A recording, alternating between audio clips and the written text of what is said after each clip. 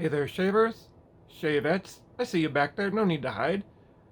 First off, want to apologize for what's probably going to be terrible audio. I'm here in my work/recreation area. AC's going, two computers are running. That's beside the point, though.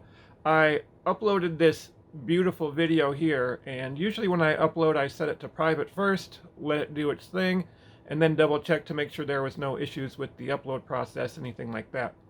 With this one, I decided to take it down to record this little part.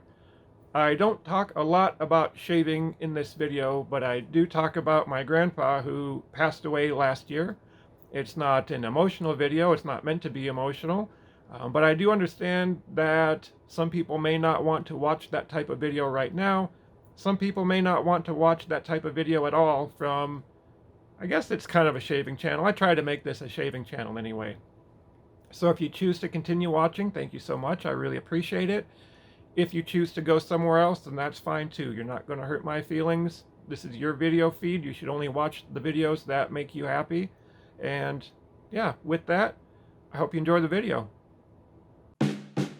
Welcome to my channel, shavers and shavettes. I hope you're all well.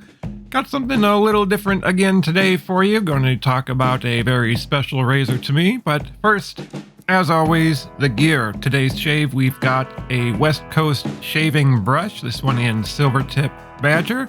The West Coast shaving house brand brushes, I think, are an excellent value in brush, whether you're looking for Badger or synthetic. Soap for today is from Mystic Water Soap. It is their lilac scent. I happen to really enjoy the scent of lilac, and this one certainly does not disappoint. The lather can be a little bit thin. I think it's kind of picky on water chemistry, but the results are well worth it. First time that I've used the Platinum Rapira and enjoying those so far as well. And the star of our show, this specific Gillette F3 adjustable. Some of us call them Fatboys, some of us call them the 195, some of us just call them a Gillette adjustable. This one, though, as you probably saw somewhere either in the title or the thumbnail, was my grandpa's razor, and I am very happy to be able to use it. So the date code F3, it tells us it was manufactured in the third quarter of 1960.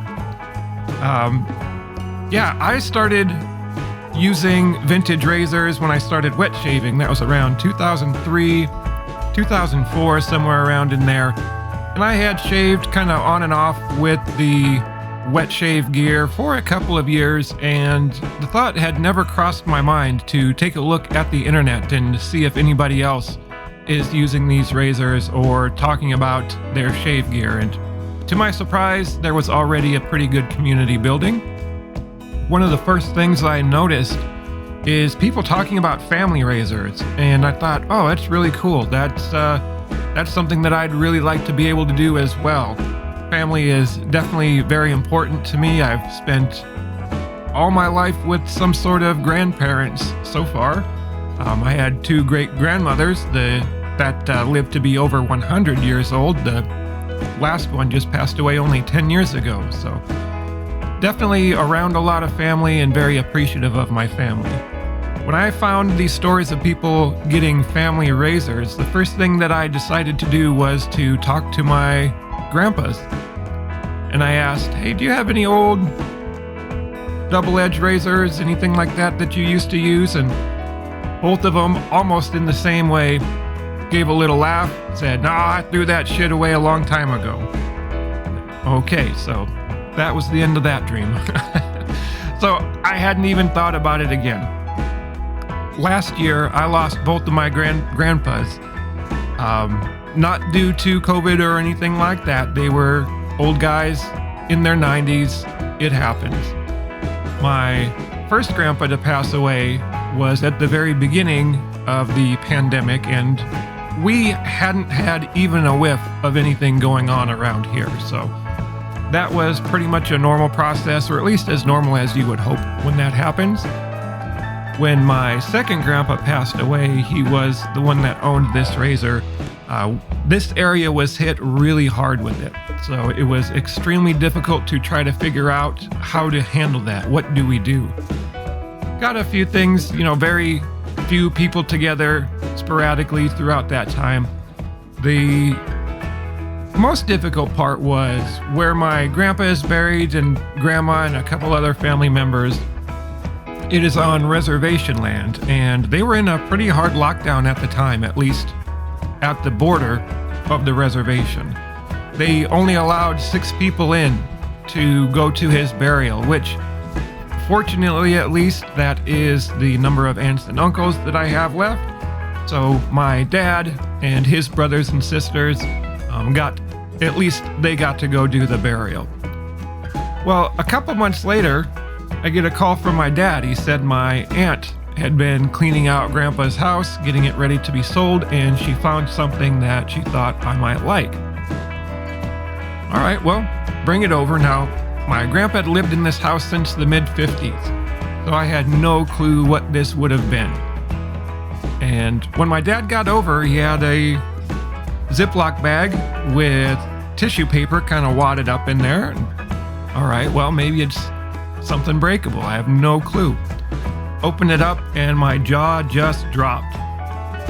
Here was this beautiful Fatboy, and there was a box of 3 remaining Gillette Thin blades. The only thing that I could think of at that moment was the conversation I had with Grandpa years ago, asking if he had any old razors that he used to use that he might want to give away. As it turns out, when my aunt found the razor in a shoebox tucked away in a corner of one of the closets, she said that she remembered him using the razor, and my dad also said that he has memories of Grandpa using that razor. So I'm not going to question it any further than that. I agree that this is my grandpa's razor. Long lost razor, finally found a home.